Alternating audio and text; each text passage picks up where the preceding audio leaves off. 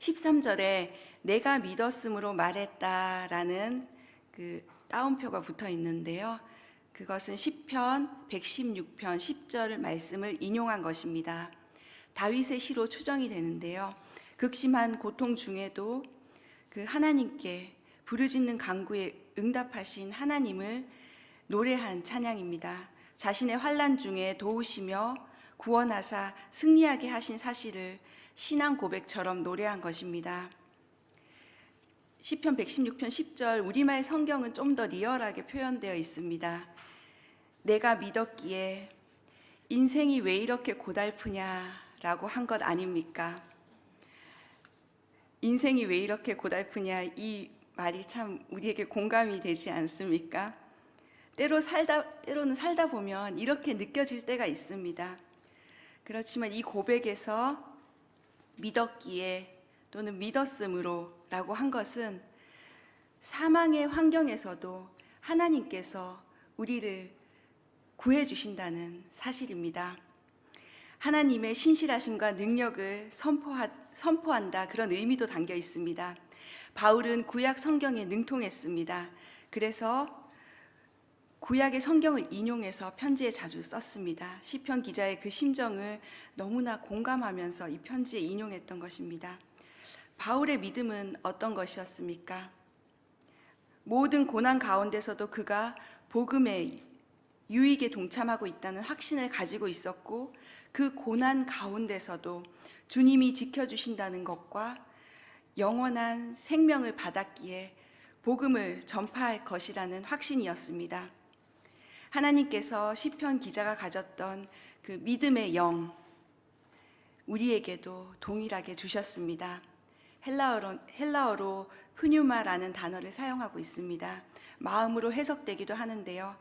하나님께서 오늘 우리에게 그 동일한 성령을 부어주고 계십니다. 그때만 그 믿음이 있었던 것이 아니라 지금도 우리에게 동일하게 그 믿음을 주십니다. 오늘 14절에 예수와 함께 우리도 살리십니다 라고 말합니다. 마지막 때에 우리와 함께 그 앞에 서게 된다는 것을 담대하게 선포하고 있습니다.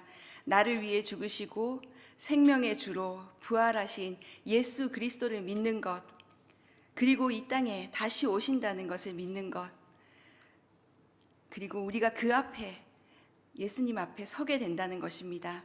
계시록 22장 12절 말씀에 보라, 내가 속히 오리니 내가 줄 상이 내게 있어 각 사람에게 그가 행한 대로 갚아주리라 약속하십니다. 하나님은 우리가 시련을 당할 때 최악의 상황에서도 인내하며 희망을 잃지 않도록 도와주십니다. 생각해 보면 우리가 오늘 살아가는 것, 모든 것이 하나님의 은혜입니다. 우리의 발이 넘어지려고 할 때 하나님의 오른손이 붙들어 주십니다. 우리가 넘어지나 아주 넘어지지 아니함은 하나님의 오른손이 나를 붙들고 계시기 때문이라고 성경은 말합니다. 하나님은 낮에도 밤에도 우리를 지키시고 실족치 않게 하시는 분입니다. 그러므로 하나님 안에 있는 사람은 언제나 그 영혼이 평안과 안전의 축복을 누리게 됩니다. 사람들이 그렇게 목마르게 찾는 평안은 바로 하나님을 의지할 때 찾을 수 있습니다. 오늘도 영원한 것을 주목하며 하나님만 의지하며 살아가시길 축원합니다. 15절 말씀을 읽겠습니다. 시작. 모든 것은 여러분을 위한 것입니다.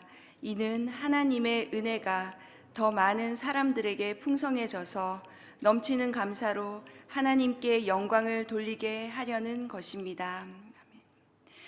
바울은 자신의 고난을 통하여 고린도 교인들이 넘치는 은혜로 말미암아 하나님께 영광을 돌릴 수만 있다면 죽음에 넘겨지는 고난도 기쁘게 감내할 수 있었던 것입니다. 어떤 선교지나 선교사님들 그리고 복음 전도자들은 교회 목회자들도 마찬가지지만 사단의 시험이 큽니다. 그러나 바울의 그 인내와 소망을 본받아서 오히려 굳센 믿음과 소망으로 섬겨야 할 것입니다. 저도 마찬가지입니다. 복음 사역자들의 희생과 고난이 크면 클수록 교회는 영광을 얻고 올바로 성장할 것입니다. 또한 하나님께 감사와 영광이 풍성하게 올려질 것입니다. 이 고백이 저의 고백이 되길 소망합니다. 오늘 16절 말씀 읽겠습니다. 그러므로 우리는 낙심하지 않습니다. 우리의 겉사람은 쇠할지라도 우리의 속사람은 날마다 새로워지고 있습니다. 아멘. 바울은 어제 본문 8절에서도 동일하게 말하고 있습니다. 우리는 사방으로 환난을 당해도 절망하지 않고 답답한 일을 당해도 낙심하지 않습니다. 라고 했습니다. 하나님을 경외하는 성도는 답답한 일을 당해도 낙심하지 않습니다. 하나님이 내 편이시기 때문입니다. 한국에서는 지금 차별금지법, 낙태법 등 우리 사회의 근간을 흔드는 많은 문제들을 막아서기 위해서 한국 교회와 목사님들이 얼마나 애쓰고 계신지 모릅니다. 차별금지법을 막는데 15년 동안 계속 기도하고 있습니다. 막아서고 있습니다. 얼마나 처절하게 기도하고 있는지 모릅니다. 하나님의 나라의 소망을 가진 사람은 절대 낙심하지 않습니다. 일본의 교회를 지키기 위해서도 많은 믿음의 사람들이 낙심하지 않고 믿음을 지켜온 일이 있습니다. 일본 개신교 첫 박해 사건이라고 불리는 홀리네스 탄압 사건입니다. 1942년 6월 성결교 목사님들 96명이 치안유지법 반대 혐의로 체포되었습니다. 2차 세계대전 중이었는데요. 체포 이유는 예수 그리스도께서 통치자로 재림하신다는 그 신앙, 그것을 선포했을 때 일본 사람들은 천황을 부인한다고 여겼기 때문입니다. 탄압으로 인한 순교자 중 한 명인 코이데 목사님은 가족들에게 이렇게 편지를 썼습니다. 살아 돌아가길 바라지 않고 죽기까지 따르리. 그런 믿음의 사람들의 삶이 지금의 일본 교회를 있게 한 것이라고 믿습니다. 일본에 숨겨진 기도와 순교의 피는 결코 헛되지 않습니다. 겉사람이란 단순히 시공간적인 한계를 지니고 살아가는 우리의 연약한 육체를 지칭합니다. 육체는 시간이 흐를수록 죽음의 문턱에 가까이 갑니다. 반면에 속사람은 다가올 시대에 속한 사람, 하나님과 함께 새 시대의 영을 소유한 사람입니다. 저는 어느 날 일본에서 기차를 타고 시골 교회를 방문하고 있었습니다. 기차는 시골행이었기 때문에 조금 낡아 있었고 바깥 풍경은 녹슨 모습이 많이 있었습니다. 그런데 기차 안에서 문득 이 말씀이 떠올랐습니다. 우리의 겉사람은 쇠할지라도 우리의 속사람은 날마다 새로워지고 있다라는 말씀이 떠올랐습니다. 그때 제 마음에 기쁨이 샘솟고 있었습니다. 그것은 예수님과 함께하는 기쁨이었습니다. 아, 하나님께서 오늘 내 삶을 새롭게 하고 계시구나. 그 기쁨이 막 솟아나는데 정말 예수님 믿길 잘했다, 하나님을 하길 잘했다라는 그런 확신이 제 안에 들었습니다. 오늘 여러분의 속사람을 새롭게 하시는 그 예수님의 십자가를 단단히 붙잡고 나가길 소망합니다. 17절, 18절 말씀을 한번 읽어보겠습니다. 다 같이 읽겠습니다. 시작. 우리가 잠시 당하는 가벼운 고난은 그것 모두를 능가하고도 남을 영원한 영광을 우리에게 이뤄줄 것입니다. 우리가 주목하는 것은 보이는 것들이 아니라 보이지 않는 것들입니다.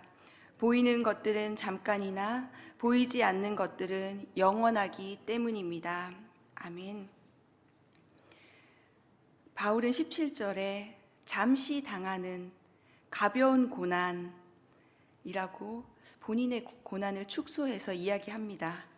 그러나 실제로 바울이 당한 고난은 가벼운 고난은 아니었습니다. 영원한 영광과 대비하기 위해서 무게 개념으로 아주 축소해서 설명합니다.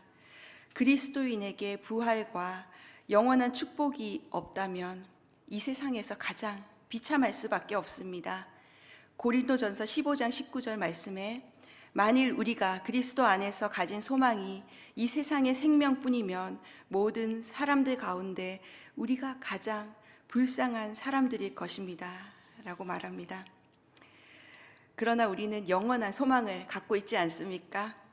그것이 아무리 길고 고통스럽게 느껴진다 하더라도 영원한 영광에 비하면 지극히 짧은 순간에 불과한 것이며, 그 고난이 아무리 무겁고 압도적인 것처럼 느껴질지라도 예수 그리스도로 말미암아 마지막 때에 그의 나라를 기업으로 상속받고 주와 함께 영원히 왕노릇하게 될 그 영광에 비하면 지극히 가벼운 것으로 느껴지는 것입니다. 요즘 한국의 20대들 사이에 유행하는 단어가 있다고 합니다. 줄임말을 많이 쓰거든요, 요즘 젊은 사람들이. 그래서 이생망이라고 하는데 혹시 알고 들어보신 적 있으세요? 네, 생소하죠. 이번 생은 망했다, 이런 뜻이랍니다. 그래서 복음이 없으면 젊은이들은 이렇게밖에 결론 지을 수가 없는 거예요. 이 젊은 시대의 관점으로 보면 바울은 철저히 패배자처럼 보여집니다. 우겨쌈과 답답함, 그리고 핍박과 거꾸로짐, 온갖 모욕과 창피를 당했으니까요. 이 땅의 삶이 모든 것이라고 믿는 사람들에게 고난이 가득한 바울의 삶은 정말 망한 것처럼 보일 수밖에 없었을 것입니다. 그러나 바울은 세상이 알 수 없는 평안과 기쁨과 희망이 넘쳐난다고 고백합니다. 바울은 이 세상은 일시적인 반면 오는 세대는 영원하다는 사실을 그 부활의 주님을 만남으로 직접 깨달았기 때문입니다. 바울은 영원한 미래의 영광에 주목했습니다. 부활의 신앙을 가지고 산다는 것은 내 안에 살아계신 말씀이 역사하고 있다는 것입니다. 오늘 우리에게 주시는 새 은혜로 예수 그리스도와 함께 살아가는 것입니다.